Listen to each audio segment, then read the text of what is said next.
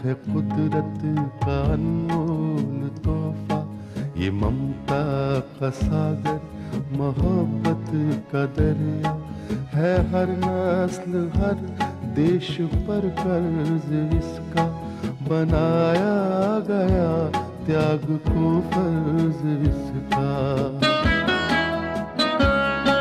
मगर इसकी दुनिया ने कीमत न जानी, मगर इसकी दुनिया ने कीमत न जानी। अजब दास्तां है, अजब है कहानी।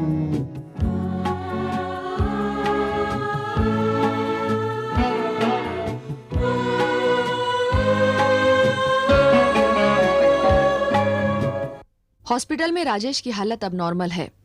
वो अपने पिता राजेंद्र कुमार और बहन रूपा से हंसी खुशी बात कर सकता है। राजेंद्र कुमार को अपने बेटे पर नाज है कि उसने एक ऐसी लड़की की जान बचाने के लिए अपनी जान खतरे में डाली जो उससे नफरत करती है। मीना और मोदी भी राजेश को देखने हॉस्पिटल आते हैं और उसे नॉर्मल देखकर खुश होते हैं। राजेश मोदी से कहता है कि वो बहुत जल्द उसे अपने दफ्तर में देखना चाहता है। प्रगति भी राजेश से मिलती है और उसका शुक्रिया अदा करती है। प्रगति की मां शांति अब भी प्रगति के लिए परेशान है, हालांकि वो ये नहीं जानती कि प्रगति पर किसी ने गोली चलाई थी।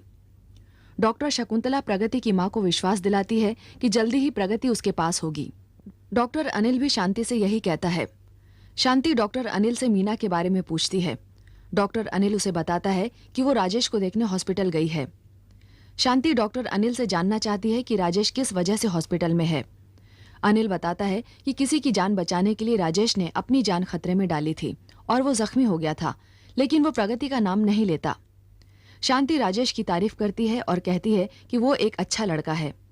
ईसा भाई और मूसा भाई भी राजेश से मिलते हैं और प्रगति की जान बचाने के लिए उसका शुक्रिया अदा करते हैं। सनोबर ईसा भाई से कहती है कि वो प्रगति को अपने घर ले आए ताकि उसकी जान को कोई खतरा ना रहे। वो ऐसा करने के लिए तैयार हो जाता है। अब आगे। मगर अब्बू, ये सिलसिला कब तक चलता रहेगा? कोई कानून नहीं है इन दरिंदों को हथकड़ी लगाने के लिए? बेटी, जमाना बहुत खराब है।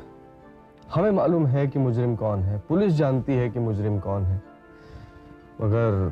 मगर क्या अब्बू? बेटी, सुना तो है कि कानून के हाथ बहुत लंबे होते हैं, मगर कानून भी सबूत का मोहताज होता है मुजरिमों को पकड़ने के लिए। अरे तो फिर पैदा करो ना सबूत, चढ़ा दो उन दरिंदों को फांसी के फंदे पर। साजिदा बेगम, वो दिन भी जरूर आएगा जब मुजरिम अपने अंजाम तक पहुंचेंगे। अब्बू, वो दिन जब आएगा तब आएगा। मैं तो डरती हूँ कि जिस तरह से ये लोग प्रगति की जान के पीछे हाथ धोकर पड़े हैं, कल कुछ भी हो सकता है। हाँ, ये तो तू ठीक कहती है बेटी। लेकिन आप उसके लिए क्या कर रहे हैं? उसकी हिफाजत करना आपका फर्ज है। हाँ, फर्ज तो है बेटी, लेकिन अब हम कर भी क्या सकते हैं? मेरा मतलब है कि उसकी जान की हिफाजत के लिए 24 घंटे हम उसके साथ तो नहीं रह सकते ना। अब्बू, आप प्रगति को बेटी जरूर मानते हैं, लेकिन क्या आप बाप का फर्ज अदा कर रहे हैं? तो फिर तू ही बता, हम क्या करें? उसे इस घर में ले आइए ना। अरे वो इस घर में रहने के लिए मानेगी क्या? क्यों नहीं मानेगी? उसकी जान को खतरा है, कल को कुछ भी हो सकता है। अगर वो यहाँ रहती है तो हिफाजत से रहेगी, और अगर वो नहीं मानती तो उसे जबरदस्ती लेकर आइएगा। मेरे ख्याल से ऐसे ही करना चाहिए।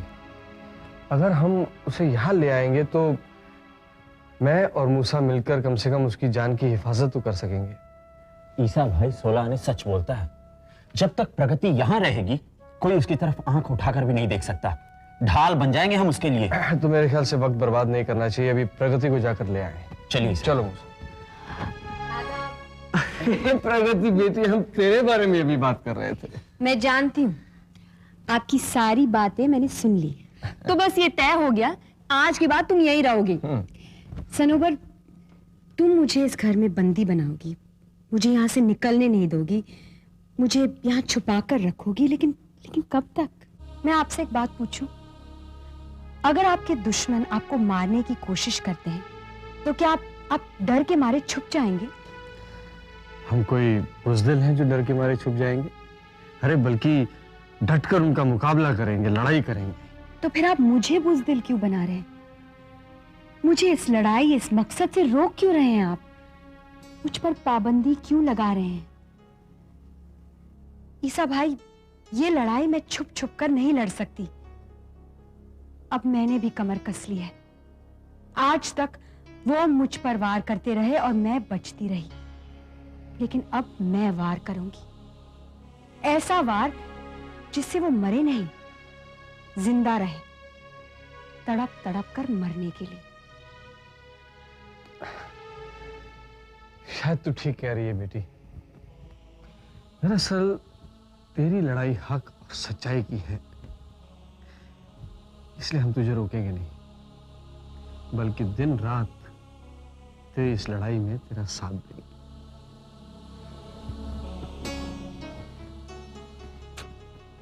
नहीं,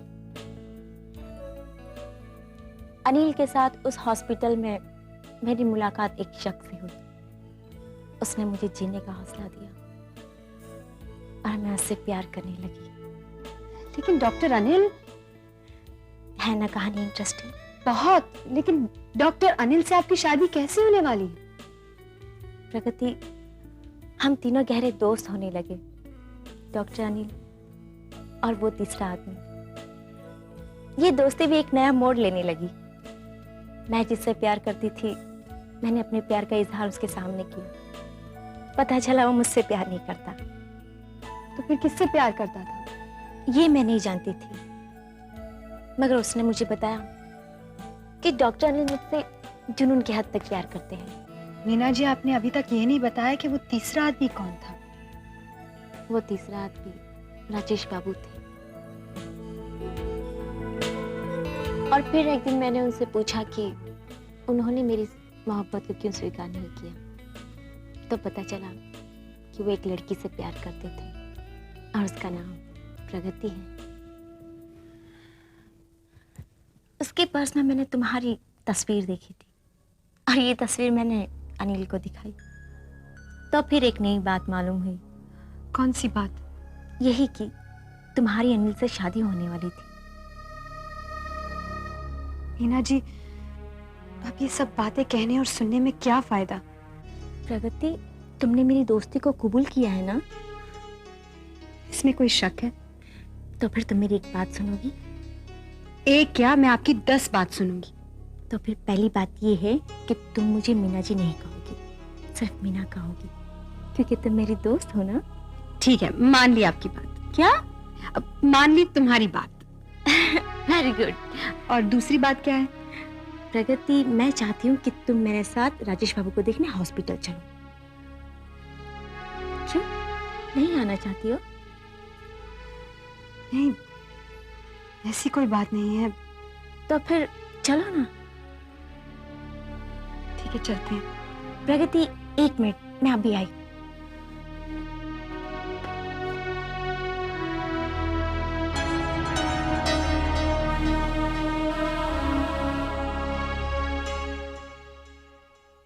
हुजूर शेर अर्ज किया है, अभी अंदाज कच्चा है मेरी मर्दुम शुमारी का। एक मिनट जी, मर्दुम शुमारी का नहीं, मर्दुम शनासी का। हुजूर क्या बात कही आपने। तो अभी अंदाज कच्चा है मेरी मर्दुम शनासी का, जिन्हें दाना समझता हूं वो दीवाने निकलते हैं। अच्छा है, शेर अच्छा है। अच्छा लगा हुजूर, ये मैंने आपके लिए सोचा और आप ही के लिए लिखा है।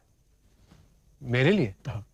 तो क्या मैं आपको दीवाना लगता हूं? हुजूर एक बात बताइए, जो शख्स किसी दूसरे के लिए अपनी जान पे खेल जाए उसे दीवाना नहीं तो और क्या कहते हैं? तुम गलत हो सागर, शायरी में ऐसे दीवानगी नहीं, आशिकी कहते हैं। वजह फरमाया आपने, लेकिन हुजूर आशिक भी तो दीवाना होता है। वो कौन थे वो आशिकों के उस्ताद? हाँ, कैसमिया। हुजूर जिन्हें दुनिया मजनू के नाम से जानती है, वो भी तो दीवाने थे। हाँ, ये तुमने सच कहा सागर, आशिकी और दीवानगी में ज्यादा फर्क नहीं है। मान लिया आपने हुजूर। अच्छा हुजूर एक बात बताइए, ये जो आग है सारी की सारी वो इधर ही है या कुछ उधर भी है? उधर का हाल तो वो जाने। हुजूर, आपने वो का क्या इस्तेमाल किया है? वो का इससे बेहतर इस्तेमाल हो ही नहीं सकता।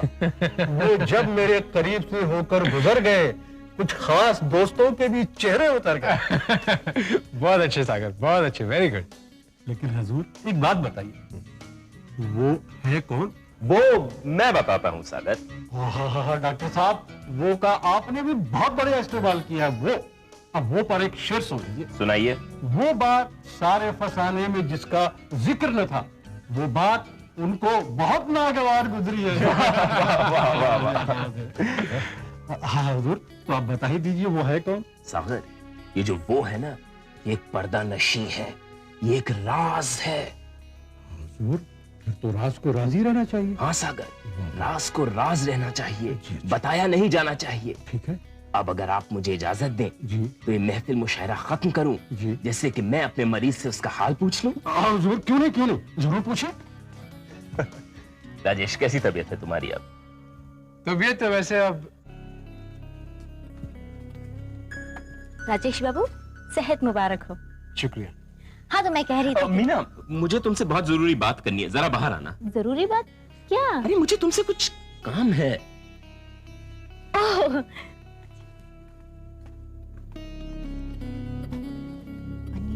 सागर।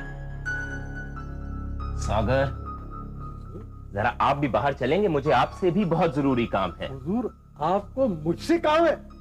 ज़े नसीब। सागर,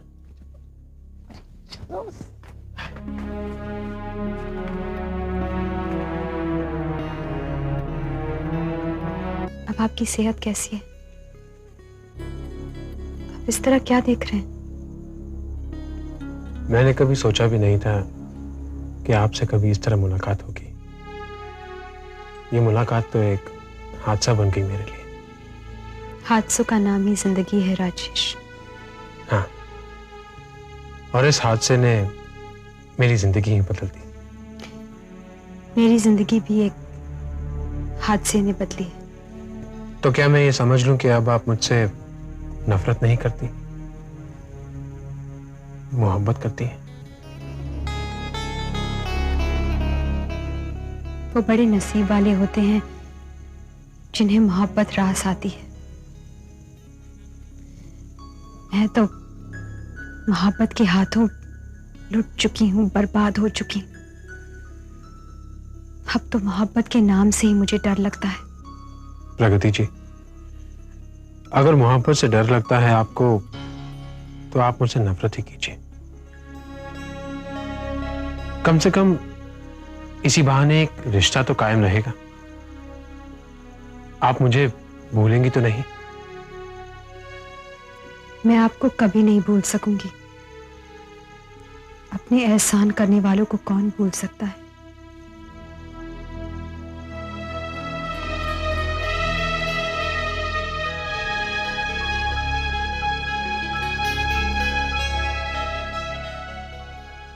तुम अगर भूल भी जाओ तो ये हक है तुमको।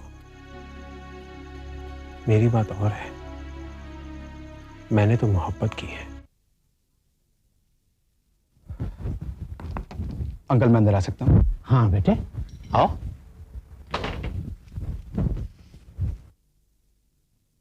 कैसे हो संजय? ठीक हूँ अंकल, आप कैसे हैं? ठीक ही हूँ, बैठो।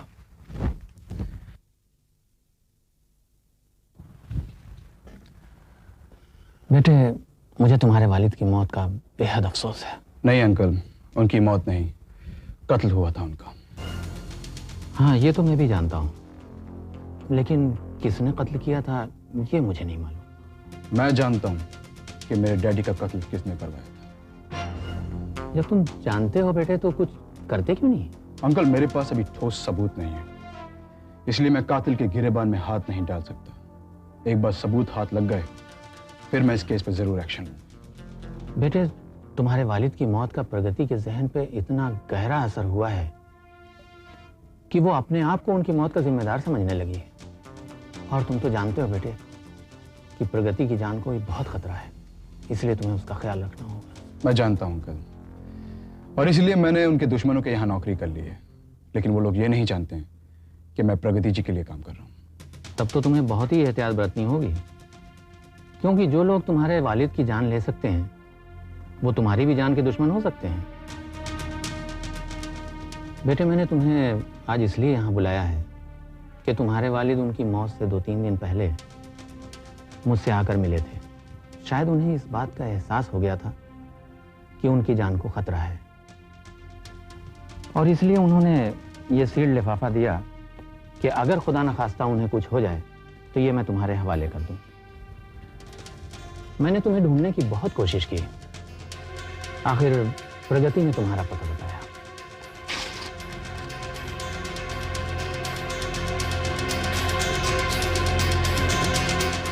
नेगेटिव सील्ड लिफाफे में? बेटा, मुझे लगता है कि इस नेगेटिव की बहुत ही इंपॉर्टेंस होगी। अब इस नेगेटिव के पीछे क्या राज है वो तो इसे प्रिंट करने के बाद ही पता चलेगा। बेशक।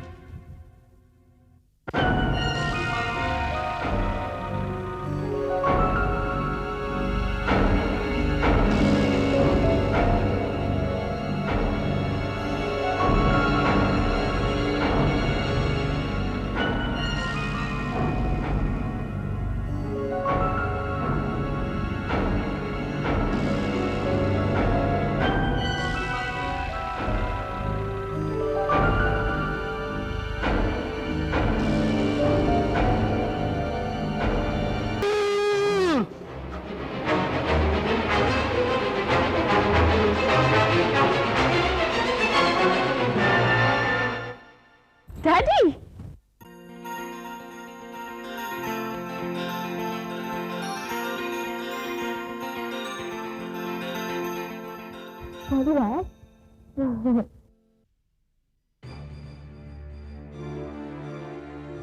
क्या बात है डैडी? आप कुछ परेशान नजर आ रहे हैं। हाँ बेटी, अब वक्त आ गया है उन तमाम नमक हराम लोगों से अपना हिसाब चुकता करने का।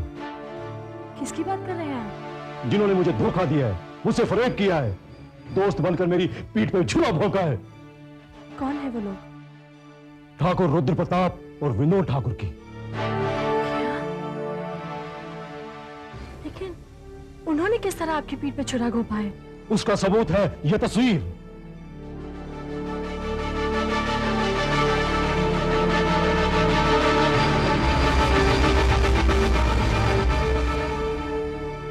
इस तस्वीर को देखने के बाद तुम इस हवेली में नहीं रहोगी। इस हवेली से तमाम रिश्ते नाते तोड़ दोगी। फिर सिखा दूंगा सबक मैं इन ठाकुरों को। इस हवेली को बर्बाद करके रख दूंगा, इनकी हस्ती मिटा के रख दूंगा मैं, जो मेरी बेटी की जिंदगी से खेल रहे हैं। चल बेटी, मैं तुझे इस हवेली में नहीं रहने दूंगा, तू चल मेरे साथ। नहीं, अब मैं ये हवेली छोड़कर कहीं नहीं जाऊंगी। इस तस्वीर को देखने के बाद भी? हाँ, इस तस्वीर को देखने के बाद भी अब मैं यहीं रहूंगी। मगर मैं तुझे यहाँ नहीं रहने दूंगा। तुझे विनोद ठाकुर से रिश्ता तोड़ना होगा। मैं उससे कोई रिश्ता नहीं तोड़ सकती। क्यों नहीं तोड़ सकती? आखिर तो भूपेंद्र सिंह की बेटी है और विनोद ठाकुर की पत्नी, और अब उसके बच्चे की माँ बनने वाली हूँ।